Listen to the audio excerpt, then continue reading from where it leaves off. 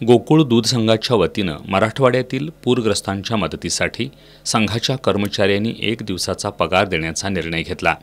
या उपक्रमातून जमलेल्या निधीचा वापर गरजू लोकांसाठी जीवनावश्यक वस्तू आणि शालेय साहित्य खरेदीसाठी करण्यात आला।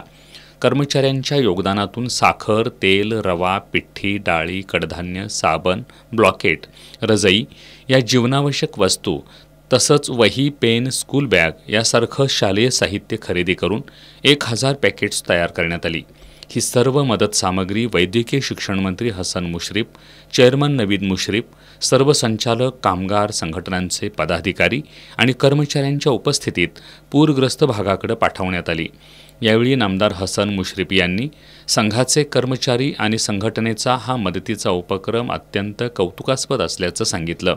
यावेळी चेअरमन नवीद मुश्रीफ, संघटनेचे जनरल सेक्रेटरी सदाशिव निकम, केडीसीसी बँकेचे संचालक राजेश पाटील, ज्येष्ठ संचालक विश्वास पाटील यांच्यासह सर्व संचालक, आयटकचे राज्याचे सदस्य कॉम्रेड दिलीप पवार, आयटकचे जिल्हा कमिटी सदस्य कॉम्रेड S.B. पाटील, आयटकचे जिल्हा committee secretary comrade Raghunath Kamble, अध्यक्ष कॉम्रेड मल्हार पाटील, FD पाटील, लक्ष्मण पाटील, दत्ता बच्चे, संभाजी शेलार, संदेश पाटील, लक्ष्मण आढाव, योगेश चौगुले, कृष्णा चौगुले, संघाचे अधिकारी आणि कर्मचारी उपस्थित होते।